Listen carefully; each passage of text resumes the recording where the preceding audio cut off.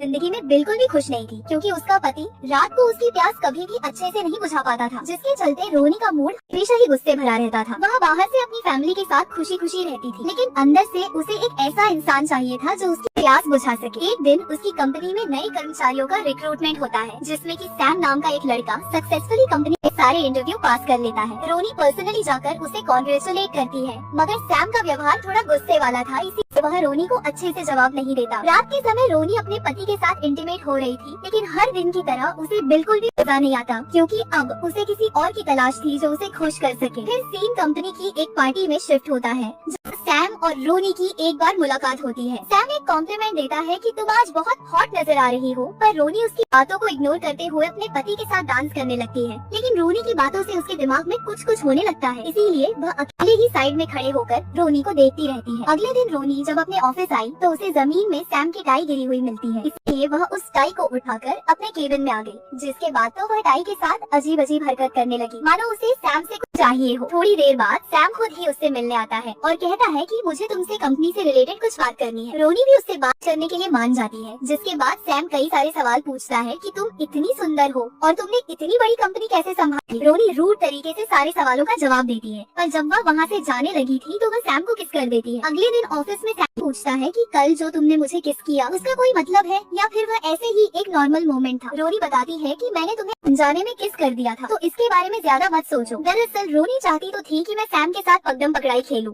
लेकिन एक तरीके से वह अपने पति को भी धोखा नहीं देना चाहती थी। रात के समय एक पार्टी के दौरान जब रोनी एक वाइन मंगवाती है तो दूर से सैम भी रोनी को देख रहा था। वो वेटर की वाइन बदलकर रोनी के ऑर्डर में एक दूध का गिलास रख देता है। रोनी भी चुपचाप सबके सामने ही दूध पीने लगती है। उसके बाद वह कुछ काम के चलते अपने ऑफिस आती है तो वह देखती है कि टेबल में एक लेटर रखा हुआ है, जिसमें सैम एक होटल का पता लिखा था। रोनी को पता लग जाता है कि सैम उसके करीब आना चाहता है और अब उसकी प्यास और भी बढ़ रही थी, तो वह बिना सोचे समझे उस होटल में चली आती है, जहाँ रूम में कोई नहीं रहता। थोड़ी देर बाद वहाँ सैम आया, जिसके बाद खुद ही रोनी उस पर गुस्सा करती है कि तुम एक कर्मचारी हो तो अपनी हद पार मत करो और तुम मुझे ऐसे ही अकेले एक होटल में नहीं बुला सकते। मगर सैम भी कहता है कि अगर तुम्हें कुछ गलत ही लगा था तो मेरे लेटर देने के बावजूद तुम यहाँ क्यों आई। रोनी एकदम शांत खड़ी हो जाती है, क्योंकि उसे भी पता था कि मैं ही अपनी मर्जी से यहाँ आई हूँ और वह इस समय खुद को भी कंट्रोल नहीं कर पाती, इसीलिए वह सैम के ऊपर टूट पड़ती है। सैम भी उसे जमीन पर बैठने के लिए कहता है और रोनी भी उसकी बात मानकर अजीबोगरीब हरकत करने लगती है, क्योंकि उसको अपनी जिंदगी में ऐसी ही कबड्डी खेलनी थी। इसके बाद तो वे दोनों एक साथ इंटीमेट होते हैं। हर दिन जब भी वे एक दूसरे से मिलते थे तो पकड़म पकड़ाई खेल कर ही जाते थे, यहाँ तक कि उनकी प्यास इस हद तक बढ़ गई कि वे ऑफिस में भी कभी भी चालू हो जाते थे। मगर एक दिन उल्टा सैम उसके ही घर ब्रेकफास्ट करने आ गया और यह देखकर तो रोनी को बिल्कुल भी अच्छा नहीं लगता। वह सैम को अकेले में बुलाती है और कहती है कि हम दोनों का रिश्ता बस एकदम पकड़ाई और मजे करने का है, तो तुम मेरी फैमिली के करीब मत आओ। मगर यह सुनकर सैम को भी अच्छा नहीं लगता और वह गुस्से में वहाँ से चला जाता है। पर थोड़ी देर बाद वह रोनी को मैसेज करके छत में बुलाता है। फिर जब रोनी भी उससे मिलने गई तो सैम गुस्से में ही था। वह बताता है कि मेरे अंदर तुम्हारे लिए फीलिंग्स आ गई हैं और आज जो तुमने बात कही मुझे बिल्कुल भी अच्छा नहीं लगी। वह कहता है कि मुझे भी अब तुम्हारे साथ इंटीमेट या फिजिकल नहीं होना है, क्योंकि मैं अब यहाँ से दूर जा रहा हूँ। पर रोनी कहती है कि मेरी प्यास बस तुमसे ही बुझती है, इसीलिए तुम यहाँ से दूर मत जाओ और जब भी तुम पकड़म पकड़ाई खेलने के लिए बोलोगे मैं हमेशा तैयार रहूंगी। रात के समय रोनी इसी बात से गुस्सा थी कि अब से मैं सैम के साथ मजे नहीं कर पाऊंगी, तो वह अपना सारा गुस्सा अपने पति पर ही निकाल देती है और घर से निकलकर सीधा एक बार में जाती है, जहाँ सैम पार्ट टाइम काम किया करता था। मगर जैसे ही रोनी उससे मिलने आती है तो सैम का दोस्त उसे रोक देता है, क्योंकि सैम ने पहले ही अपने दोस्त को कह दिया था कि मैं अब से किसी भी लड़की से नहीं मिलूंगा। अगले दिन जब रोनी सोकर उठती है तो उसका पति पूछने लगता है कि तुम्हें मेरे साथ रहकर अच्छा नहीं लगता है क्या। रोनी कहती है कि ऐसी कोई बात नहीं है, कल मैं ऑफिस के काम के चलते तुम पर बेवजह गुस्सा हो गई। फिर जब रोनी अपने ऑफिस आई तो सैम कहता है कि तुम आज रात जरा हॉट कपड़े पहन कर आना, ताकि मैं तुम्हें अच्छे से देख सकती। रोनी उसकी बात मानना तो नहीं चाहती थी, पर वह फिर से खुद पर काबू नहीं कर पाती और रात को वह एक हॉट ड्रेस पहनकर सीधा सैम के रूम में चली गई। सैम भी उसका फिगर देखकर कंट्रोल खोने लगता है, जिसके बाद तो वे दोनों दबाकर पकड़म पकड़ाई खेलते हैं और सैम जो भी ऑर्डर दे रहा था रोनी उसकी बातें मानने के लिए तैयार रहती है, क्योंकि उसको जो मजा सैम के साथ आता था वह अपने पति के साथ नहीं आता। अगले दिन एक पार्टी के दौरान फिर से रोनी की प्यास बढ़ती है। वह उसी समय सैम को एक रूम में ले जाती है और कहती है कि मुझे तुम्हारे साथ इंटीमेट होना है। पर इस समय बाहर सारे लोग एंजॉय कर रहे थे, तो सैम कहता है कि अभी हम दोनों कुछ भी नहीं कर सकते। वह बस रोनी के करीब आकर उसे किस करता है, पर पीछे से यह सब रोनी की मैनेजर नजर देख लेती है। उसे भी अब रोनी और सैम के रिलेशन के बारे में पता चल गया, इसीलिए पार्टी के बाद वह खुद रोनी से मिलती है और कहती है कि तुम्हें ऑफिस रोमांस नहीं करना चाहिए, क्योंकि अगर किसी ने भी तुम्हें रोमांस करते हुए देख लिया तो तुम्हारा कभी भी प्रमोशन नहीं होगा। रोनी भी उसकी बात समझ रही थी, इसीलिए वह ऑफिस के बाहर सैम को एक और पार्टी में बुलाती है। फिर वे दोनों दोबारा से मजे करने लगते हैं और सैम कहता है कि मैंने आज तक जितनी भी लड़कियों के साथ मजे किए हैं, मुझे तुमसे ज्यादा मजे किसी भी लड़की में नहीं आए। यह सुनकर रोनी भी स्माइल करती है, मगर यह स्माइल उसकी आखिरी खुशी थी। अगले दिन फिर से उसकी मैनेजर उससे मिलती है और कहती है कि अगर तुमने सैम के साथ मजे करना बंद नहीं किया तो मैं तुम्हारे रिलेशन के बारे में सबको बता दूंगी। यह सुनकर रोनी को समझ नहीं आता कि मैं इस सिचुएशन में क्या करूं। वह परेशान बैठी हुई कई दिनों तक ऑफिस नहीं जाती और दुखी के मारे वह अपने पति को सारा सच बता देती है कि मैं एक कर्मचारी के साथ मजे करती हूँ, क्योंकि मुझे तुम्हारे साथ पकड़म पकड़ाई खेलने में कभी भी खुशी नहीं हुई। यह सुनकर रोनी के हस्बैंड को बिल्कुल भी अच्छा नहीं लगता कि मेरी पत्नी मेरे पीठ पीछे किसी और लड़के के साथ मजे कर रही है, मगर रोनी बताती है मैं बस तुमसे प्यार करती हूँ और अब से मैं कभी भी सैम से नहीं मिलूंगी। लेकिन उसने अपने पति को सच बताकर गलत कर दिया था। उसका हस्बैंड कहता है कि मुझे तुम्हारी शक्ल नहीं देखनी, इसलिए इसी समय घर छोड़कर चली जाओ। रोनी भी जानती थी कि इसमें मेरी गलती है, इसलिए वह अपने दूसरे घर में चली आती है। लेकिन एक रात सैम उससे मिलने आया क्योंकि उसे कबड्डी खेलने का मन हो रहा था। रोनी उसके साथ अब कुछ भी नहीं करना चाहती थी, इसलिए वह बस बात करके इस रिलेशन को खत्म करने लगती है। पर अचानक पीछे से वहाँ रोनी का हस्बैंड आ जाता है और वह सैम से लड़ने लगता है। पर थोड़ी देर बाद जब दोनों थक गए थे तो वे बात कर